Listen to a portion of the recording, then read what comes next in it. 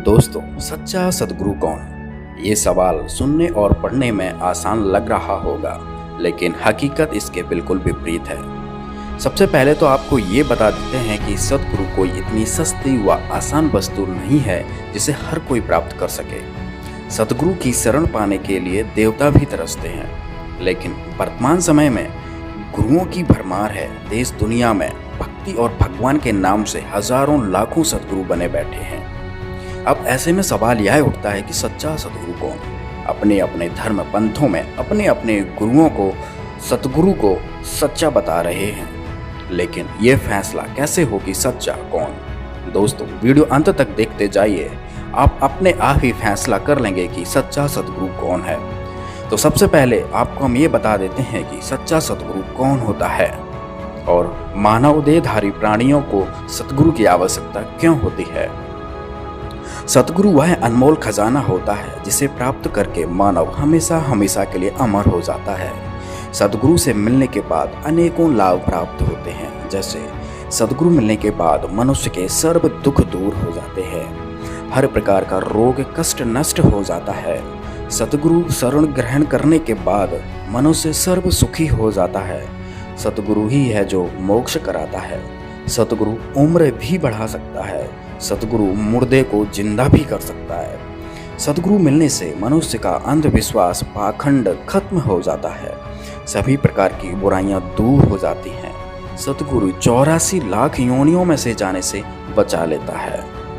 सद्गुरु के ऐसे कितने गुण गाएं। कबीर साहब जी ने कहा है कि 7 समुद्र की मसी करूं, लेखनी करूं बन राय, धरती का कागज करूं, गुरु गुण लिखा न जाए। कहने का तात्पर्य है कि सद्गुरु मिलने के बाद मनुष्य को अनेक लाभ होते हैं जिसकी महिमा भी नहीं की जा सकती। अब हम विचार ये करेंगे कि क्या हमारा गुरु सच्चा है तो आपको इस तरह से कोई लाभ प्राप्त हुआ है?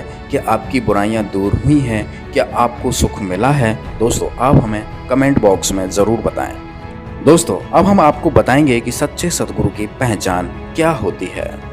वेदों, गीता आदि में पवित्र सद्ग्रंथों में प्रमाण मिलता है कि जब जब धर्म की हानि होती है व अधर्म की वृद्धि होती है तथा वर्तमान के नकली संत महंत गुरुओं द्वारा भक्ति मार्ग के स्वरूप को बिगाड़ दिया गया होता है, फिर परमेश्वर स्वयं आकर या अपने परम संत को भेजकर सच्चे ज्ञान के द्वारा धर्म की पुनः स्थापना करता है। और इसकी पहचान यह बताई है कि वर्तमान धर्म गुरु उसके विरोध में खड़े हो जाते हैं, राजा प्रजा को गुमराह करके उस पर अत्याचार करवाते हैं। सच्चे सद्गुरु की पहचान में कबीर साहब जी ने बताया है कि जो मम संत सत उपदेश दृढ़ावे, वाके संग सब राड़ बढ़ावे। अर्थात जो सच्चा सद्गुरु होगा, जो सच्चे ज्ञान को देगा, उसके साथ सभी झगड़ा करेंगे। दूसरी पहचान है कि सच्चे सद्गुरु को सभी धर्म ग्रंथों का ज्ञान होता है। गरीबदास जी अपनी वाणियों में कहते हैं कि सद्गुरु के लक्षण कहूँ, मधुरे बैन विनोद, 4 वेद 6 शास्त्र कहें 18 बोध। अर्थात जो सद्गुरु होगा उसको सभी शास्त्रों का, सभी धर्म ग्रंथों का, जितने भी दुनिया में सद्ग्रंथ हैं, सबका ज्ञान होता है। तीसरी पहचान बताई है कि सच्चा सद्गुरु एक दिन में 3 समय की साधना बताता है।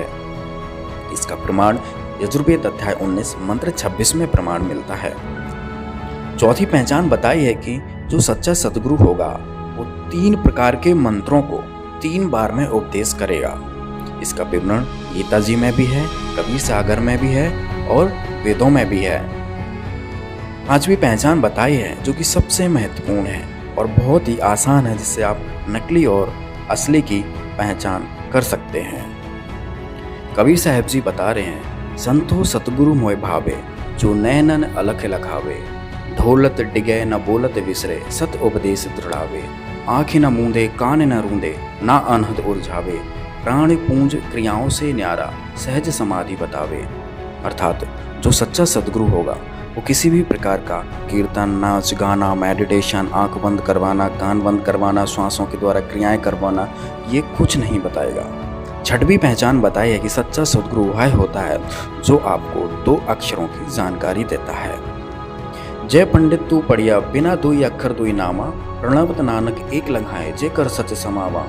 तो इधर गुरु नानक जी बता रहे हैं कि जो सच्चा सद्गुरु होगा वो आपको 2 अक्षर की जानकारी देगा। कबीर साहब जी ने भी कहा है कहें कबीर अक्षर दो भाख, होगा खसम तो लेगा राख। ये भी सच्चे सदगुरु की पहचान बताई है। सातवीं पहचान बताई है कि जो गीता अध्याय 15 के पहले श्लोक में लिखा हुआ है, जो इस संसार रूपी उल्टे हुए वृक्ष की संपूर्ण जानकारी दे देगा, वह सच्चा सतगुरु है। सतगुरु की और भी कई पहचान बताई गई हैं, लेकिन अभी हम इन्हीं बिंदुओं के आधार पर सच्चे सतगुरु की तलाश करेंगे। सच्चे गुरु की तलाश में दुनिया भर के गुरुओं की लिस्ट बनाई और उनके समर्थकों के साथ संपर्क साधा।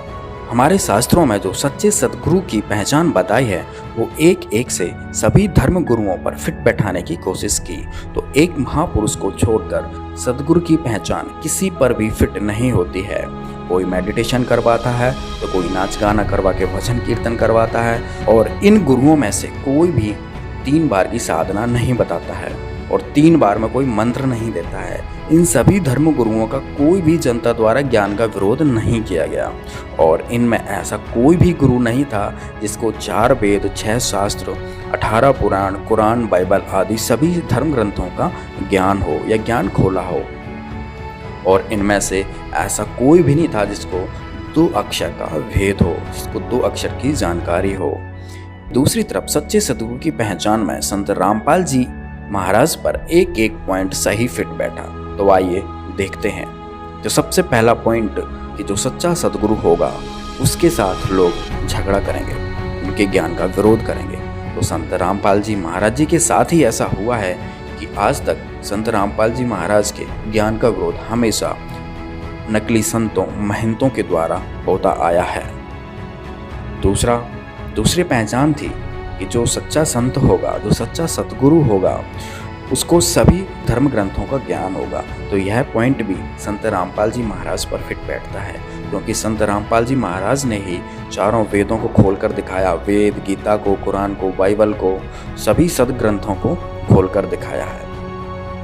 तीसरी पहचान कि संत रामपाल जी महाराज जी अपने साधकों को एक दिन में 3 बार की साधना बताते हैं। और चौथी पहचान भी संत रामपाल जी महाराज पर फिट बैठी कि संत रामपाल जी महाराज ही 3 मंत्रों को 3 बार में देते हैं। पांचवी पहचान, संत रामपाल जी महाराज ना मेडिटेशन करवाते हैं, ना भजन कीर्तन, नाच गाना करवाते हैं, ना आँख कान बंद करवाते हैं, और ना भी किसी प्रकार की श्वास की क्रियाएं करवाते हैं। वो मंत्रों को देकर एक सहज समाधि, सहज भक्ति बताते हैं। छठवीं पहचान भी संत रामपाल जी महाराज पर सटीक बैठी कि संत रामपाल जी महाराज ने ही अपने साधकों को, अपने भक्तों को, दुनिया को बताया कि जिसके पास 2 अक्षर का मंत्र सतनाम नहीं है, उसका मोक्ष नहीं हो सकता, क्योंकि सतनाम ही है जो मोक्ष में सहायक होता है। सतनाम के बाद फिर सार नाम व शब्द मिलता है। और 7वीं पहचान जिसमें बताया गया है कि जो उल्टे लटके हुए वृक्ष की पूरी जानकारी दे देगा, वो सच्चा सतगुरु होगा। तो इतने धर्म गुरुओं में आज तक कोई भी 15वें अध्याय के पहले श्लोक को नहीं खोल पाया है, और न किसी ने इस श्लोक की व्याख्या की है। संत रामपाल जी महाराज ने ही 15वें अध्याय के प्रथम श्लोक 1 से लेकर 4 तक सबको खोल के बताया कि उल्टा लटका हुआ वृक्ष कौन है, जड़ कौन है, तना कौन है, पात कौन है। कबीर साहब जी ने भी कहा, अक्षर पुरुष एक पेड़ है, निरंजन व की डार, और तीनों देवा शाखा है, ये पात रूप संसार। तो संत रामपाल जी महाराज ने ये भी ज्ञान खोल दिया। इससे सिद्ध हुआ कि संत रामपाल जी महाराज ही सच्चे सतगुरु हैं। तो दोस्तों, तो इस पूरी पृथ्वी पर 7 अरब आबादी में केवल संत रामपाल जी महाराज ही हैं जो सच्चे सतगुरु हैं। तो कहते कोटों में दे कोई नहीं रे झूमकरा, अरबों में कोई गर्क सुनो रे झूमकरा। अरबों में, उसमें अरबों में गर्क गरीबदास जी थे, आदरणीय गरीबदास साहिब जी, उसकी कोई सुना नहीं था। अरबों यानी पूरे विश्व में एक कै। तो अरबों में आज इस दास के ऊपर कृपा है, इस परमपिता परमेश्वर कबीर भगवान की। इस पृथ्वी पर इस दास के अतिरिक्त तत्व ज्ञान से परिचित नहीं है। उनके पास ये गर्क का अर्थ होता है यानी सब तरह से कंप्लीट है। नो कह रहा अच्छा गर्क है भाई, यानी कोई चीज को ठोक ठोक कर रखा हो ना बोरी में, नो कह कति गर्क ठोक रखा भाई, खांड में रखी हो और भी हो। तो यानी वो चीज कहते हैं जिसके पास कंप्लीट इन ऑल रिस्पेक्ट, जैसे उसको आदेश भी हो, अर्यो ज्ञान हो, नाम देने का आदेश हो, अधिकार हो, तो ये सब सारे जो है ना फॉर्मेलिटी उसके ऊपर पूरी हो उसके पास, वो तो अरबों में एक पावेगा, अरबों में कोई ग्रक सुनो रहे झुमकर। न इस ज्ञान को सुनकर दास से ये चोर हो गए होंगे, एक दो चोर नाम देने लग भी जाएंगे तो उनसे कोई लाभ नहीं होना, क्योंकि वो अधिकारी नहीं है।